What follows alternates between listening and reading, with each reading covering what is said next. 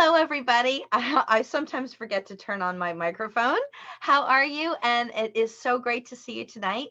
Today is Monday, the 16th of September, just a couple of more months until we have Christmas and the holiday season and all that good stuff is coming up. So if you've ever seen any of my videos before, I talk a lot about 3 months out and what you want to do in preparation for the next 3 months out, because right around now is when you really need to be thinking about cultivating some business so that around the holiday season and the change of the new year, you have some business in the pipeline and things coming to fruition. This is really the time when you want to be thinking about that. So with that being said, this week there are two large events or expos or trade shows that are coming up in our area. And I'm sharing this with you because I'm sure in whatever area that you live in, you might experience this too, where there are some trade shows, events, and expos that are coming up.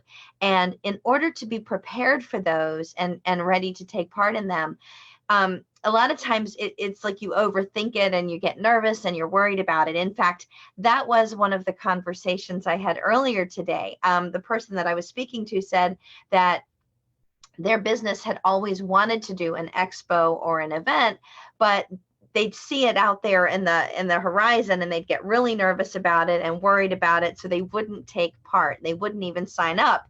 And I know what that's like. It's like analysis paralysis. You're just a little bit nervous about that event that's off in the horizon.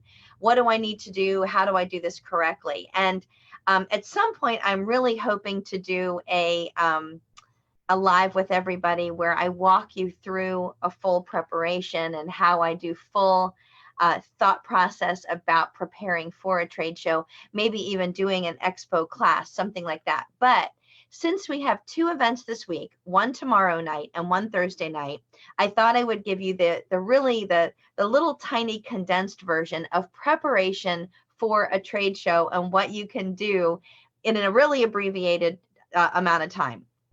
So this is going to be a trade show checklist specifically for someone who is actually taking part in the trade show or the expo and will have a table. Because I know that if that's who you are, you might be a little nervous and wondering exactly what you can do tonight if the event's tomorrow. Because I've actually done that. I've actually said, okay, I'm going to do it. It's in one day. What do I need to do? So with only 24 hours of preparation time, let me show you a checklist of something that I would share with someone about what to do.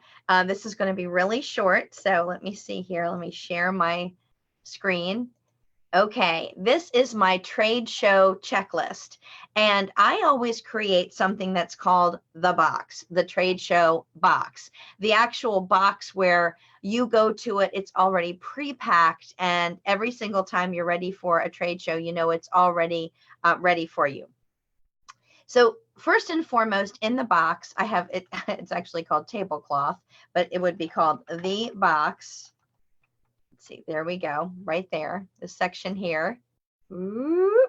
Okay, I would put into my box a tablecloth that's a very bright color. Actually, years and years ago, I purchased a red vinyl piece of fabric at the fabric store. It was in the remnants section, but it was very, very shiny, bright red. And when you go to a trade show and you see a sea of white tablecloths or black tablecloths or navy blue tablecloths, and there's this bright red tablecloth from across the way, that's really seen. It really draws attention. The second thing, always bring your own plug or power supply. Really, one of those strips is what you want to bring with you. And let me show this to you before I forget. I always print out a bunch of these little labels with my last name on them and stick them on everything. This isn't really for other people. It's really for me, so I don't forget something at the end of the trade show. But what I would do is I would stick my last name on a sticker on the bottom of one of those power strips, because a power strip, everybody always needs one. And if you can get the power, then you can have a strip right there by your booth. Then if you need to charge your cell phone, or if you want to plug in your laptop or your tablet or something like that, you really have full control over what you need to do. The next thing is a pad of paper and a bunch of pens. pad of paper and pens to take with you to the trade show. I always find that someone around me needs a piece of paper. Maybe it's me. Maybe I want to take some notes. But lots of pens. People always have pens as giveaways. But if you take a pen with you that you know that you're going to hold on to, it makes life really easy. And if you've seen any of my other videos, I also recommend a Sharpie, which mine are always marked with my name on the end here. You can kind of see here. Always bring a Sharpie so that you can mark up the brochures that you carry, just like in my video about marking up your brochures. So you want to have that with you. So pen with your notebook, it's your notebook, marker, Sharpie, really handy every single time. You never know when you need that. You're also going to need something that I would refer to as a fish bowl. Here's my fish bowl. Oh, look at how cool that looks, you guys.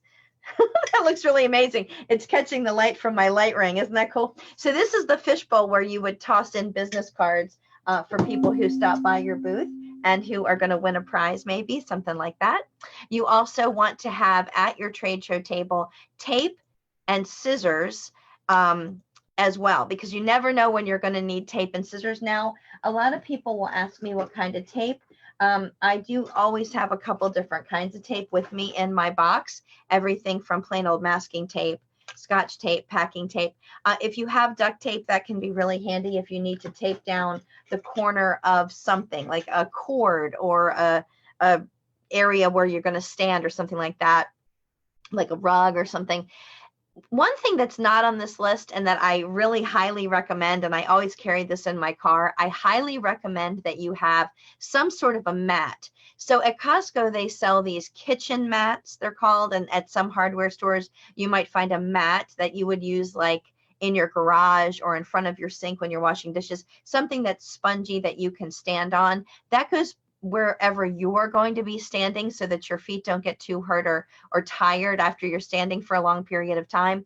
And another thing that's really amazing that will really make your table stand out from a crowd is if you can find kind of an area rug or one of those pieces of carpet, or maybe if you have one of those rugs that you can just bring and roll out to put under your table and in front of your table. Even if it's not a booth space, but just a table space, it will make your space stand out and look like it's really yours. And I've even seen some people go as far as making their table space actually look like a living room, even if it's not one of those trade show tables where they have, or trade show expos where they have the curtain surrounds. Even if it's just like a 6 or an 8 foot table, make this really your own space. And that's a great way to do that.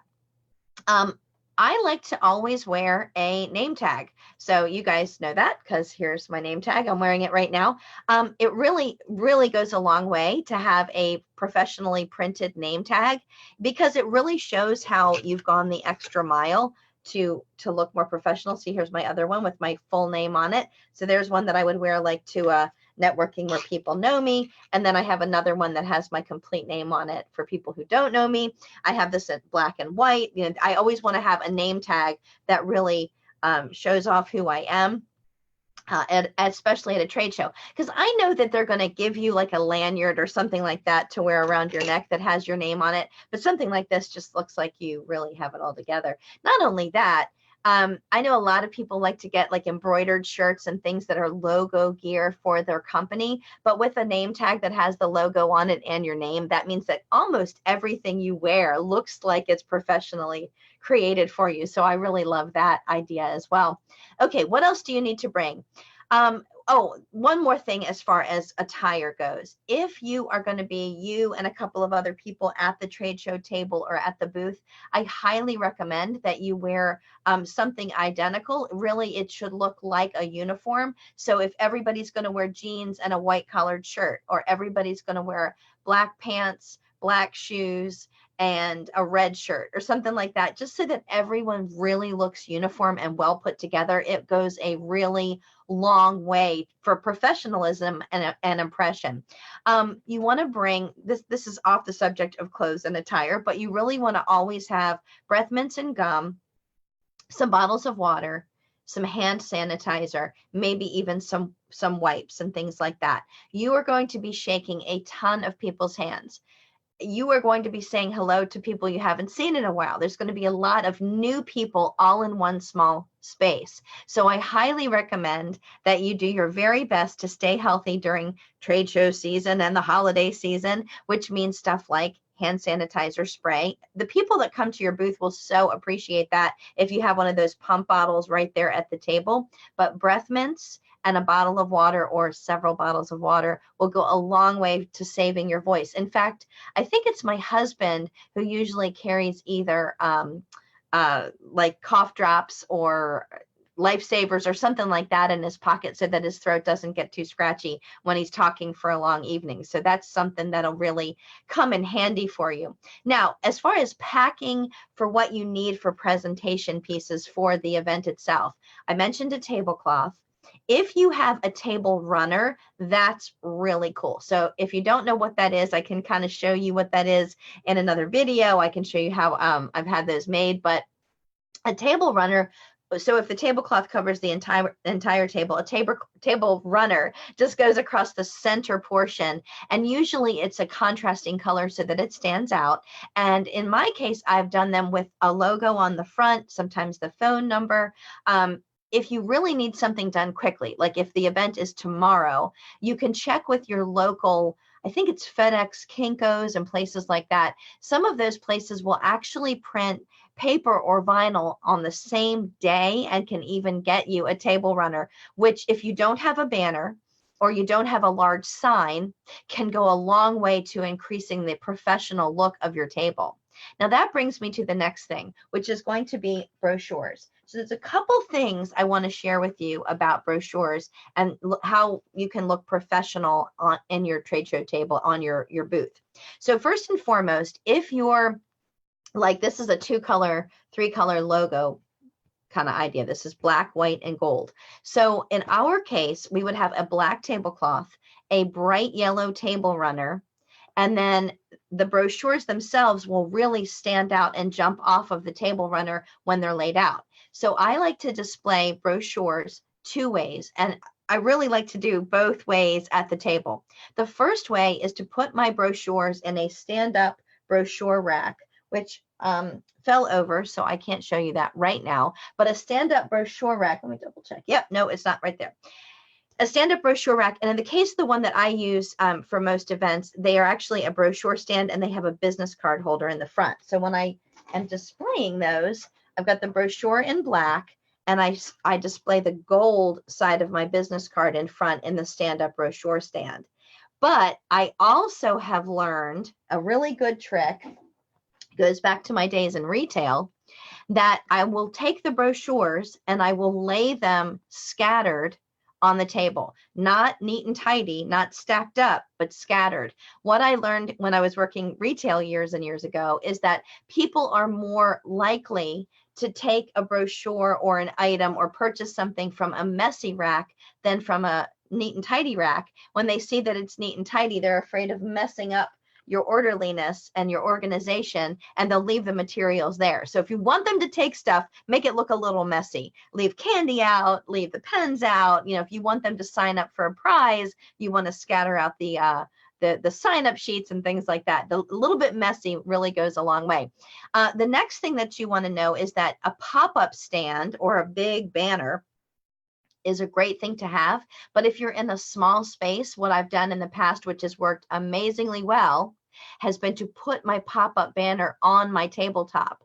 Now then it's standing way high above the crowd, right? Like it's really high up there. But the reason I did that was because people, when they came into the room, would see my space all the way across the room, as far away as I was, right? Because I had this big giant like banner, like 7 or 8 foot tall banner standing on top of a 30-inch high tabletop. So it was really standing high and people could see it from far away. That's a really handy way of getting some additional attention.